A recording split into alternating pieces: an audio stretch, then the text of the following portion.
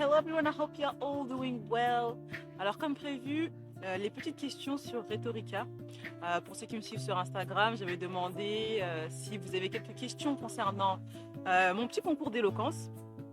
Du coup, aujourd'hui, je vais répondre à quelques questions qu'on m'avait posées et j'ai complété avec quelques questions personnelles auxquelles j'ai pensé et qui je me suis dit peut-être ça pourrait vous intéresser. Donc, entrant dans le vif du sujet. Alors, dans un premier temps, qu'est-ce que Rhetorica? Alors, Rhetorica, c'est un concours d'éloquence, le concours d'éloquence pour les étudiants havrais. Alors, il n'y a pas besoin d'être dans une filière en particulier, tous les étudiants peuvent s'y inscrire. Beaucoup ont entendu que le concours était réservé aux étudiants en droit. Pas du tout. La preuve, c'est que moi, je suis étudiante en anglais, en master d'anglais, je me suis inscrite. Et l'un de mes concurrents était en master d'histoire et il a pu participer aussi. Donc voilà, concernant le concours d'éloquence. Alors, comment est-ce que ça se passe? Le concours d'éloquence, en fait, ça se passe en plusieurs étapes. La première étape, c'est l'étape des qualifications. C'est-à-dire que pour ma part, comment ça s'est passé? C'est qu'il y a eu les premières joutes.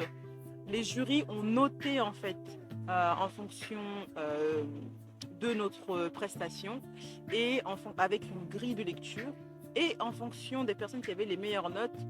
Parmi les 24 participants, les 16 meilleurs ont été sélectionnés pour accéder aux huitièmes de finale.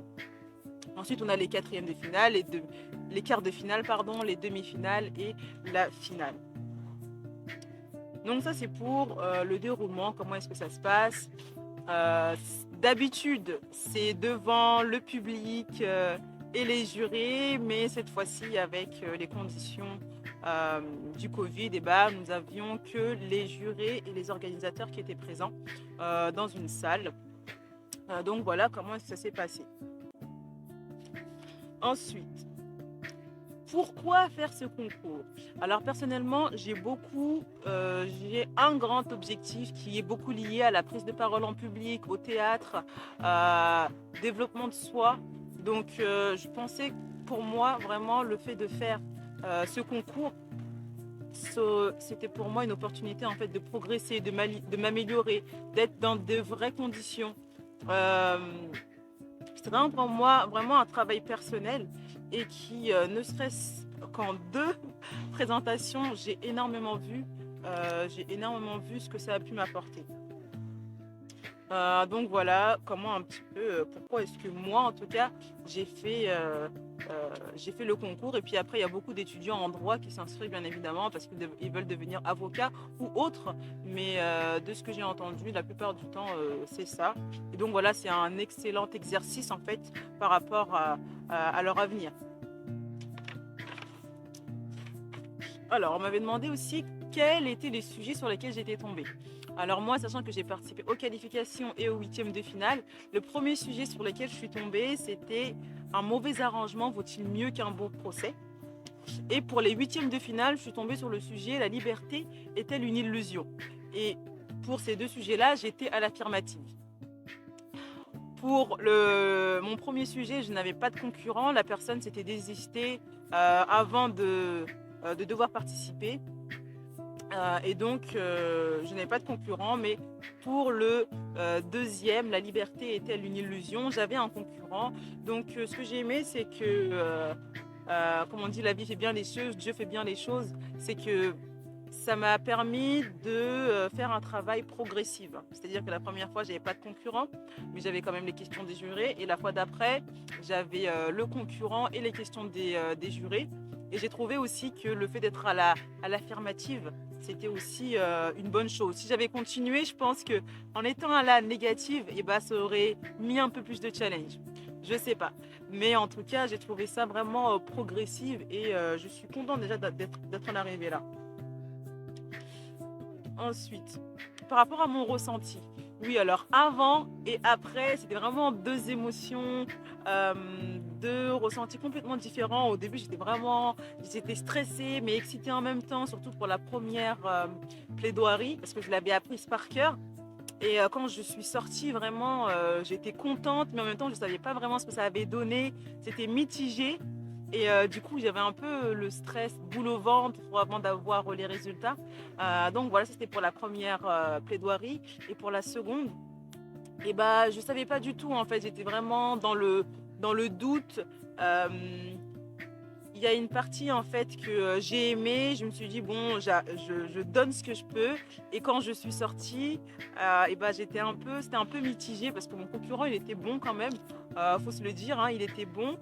Et par rapport au jury, je ne savais pas trop en fait. J'ai vu que certaines, j'avais réussi à les toucher vraiment, la présidente et celle qui était à sa droite. Vraiment, j'ai pu voir au niveau du regard qu'il y avait quelque chose. Et ça, vraiment, c'est ce qui m'a plu. J'ai vu que j'ai réussi à toucher le jury avec mes mots, avec mon histoire. Et c'était le but aussi, c'était le but. Euh, donc, euh, donc voilà, qu'est-ce que ça m'a apporté ce, cette expérience? Bah, c'était vraiment un grand enrichissement, dans le sens où euh, j'étais dans des conditions dans lesquelles je n'avais jamais été avant. Le fait de se retrouver devant un jury, de savoir que voilà, en fait, tu vas être jugé par des hommes, voilà, quand je dis hommes, je dis des humains, des êtres humains, en contraste avec le jugement de Dieu.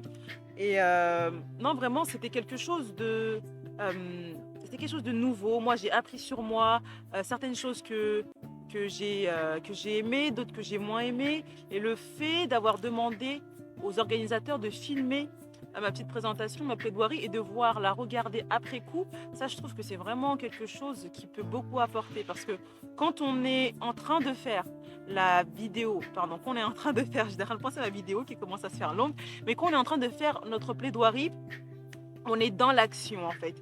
Et on a du mal à prendre du recul par rapport à ce que l'on fait. Et donc, une fois que c'est passé, que je me suis un peu posée, que je me replonge dedans, je me dis, mais en fait, Yasmine, vraiment, tout ce côté de. Tu as l'impression que tu as la voix qui tremble, et en fait, ça s'entend pas tant que ça, que tu as l'impression que tu es un peu à l'ouest, etc. Mais en fait, pas du tout. Tous ces petits points positifs que j'ai relevés, et d'autres points négatifs aussi que j'ai relevés, surtout par rapport à la plaidoirie, le fait de se reprendre, alors qu'il ne faut pas forcément. Enfin, il faut se reprendre, mais d'une certaine manière. Plein de petites choses comme ça que j'ai relevées et qui m'ont appris en fait. Et je me suis dit, bon, bah, en fait, maintenant, j'ai cette base-là, va falloir que je progresse, que je continue. Bon, pour le coup, là, je vais pas continuer ce concours-là, mais en tout cas, rien que sur 2 séances, le fait d'avoir pu avoir une séance de coaching avec l'un des membres du jury qui était là pendant ma plaidoirie, et ben, ça m'a aidé aussi à travailler, à avancer, à peaufiner certaines choses. Et j'ai vu la différence entre la première et la deuxième plaidoirie. Donc rien que pour ça, en fait, rien que pour ça, je suis contente. Et donc, pour les étudiants à vrai qui voudraient participer, bah, va falloir participer l'année prochaine, car là maintenant c'est terminé, les inscriptions sont terminées depuis un bon bout de temps.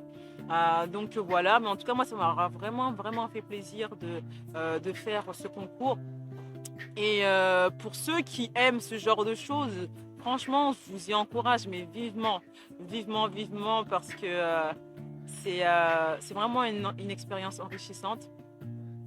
Et deux petites anecdotes. Vous avez parlé du président du jury avec ses yeux bleus. Bon, pour le coup, on n'a plus le ciel aussi bleu, mais qui m'avait coaché.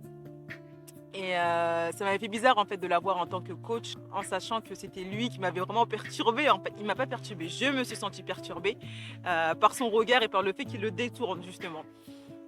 Et deuxième chose, je me suis sentie un peu lorsque je passais devant le jury, comme un peu dans The Voice ou dans, je sais pas moi, dans qu'est-ce qu'il y a à la télé comme émission avec Christina.